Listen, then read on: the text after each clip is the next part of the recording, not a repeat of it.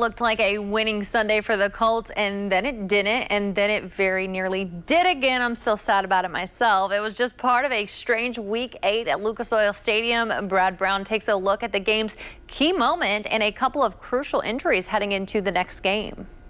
The Colts offense ran 71 plays on Sunday against the Titans, and quite a few of them were very impressive. 4 of them led to touchdowns, including a couple quick ones to Michael Pittman Jr. that had Indy up 14-0. Jack Doyle got to take one in for a score as well. But at the end, there was likely just a single transaction that was getting the most conversation in the Colts' loss. A play that was as ugly on the inside as it looked from the stands. They had it covered up pretty good, obviously.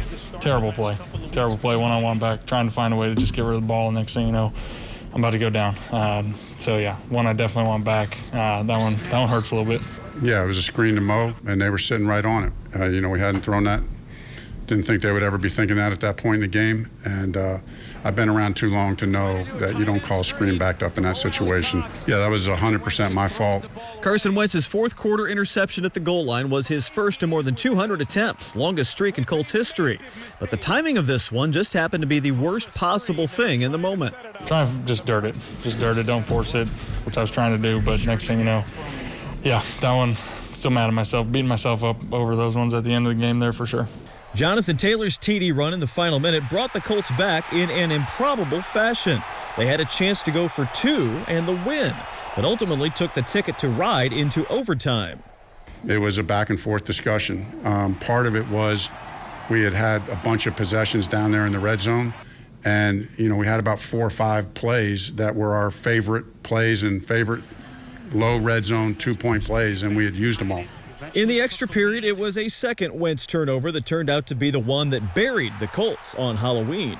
As a competitor and probably my hardest critic, you feel that. You definitely feel that weight, and you feel that you let your guys down. Even though I have utmost confidence in our defense, and they did a great job stopping them, but, they were already in field goal range. So, yeah, as a competitor, I definitely try not to beat myself up too much over that, but I got to learn from it.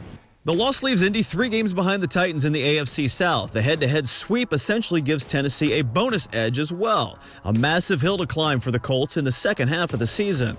I understand it's a really big hole to come back and win the division. The odds are really stacked against us.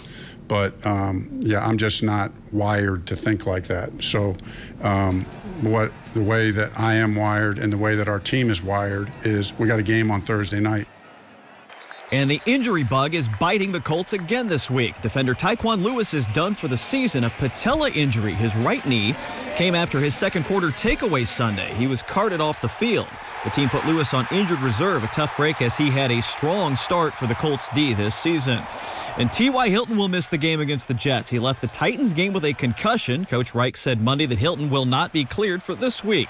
That will leave the Colts shorthanded in the receiver core again. We'll see who's able to step up in both of these absences on Thursday night.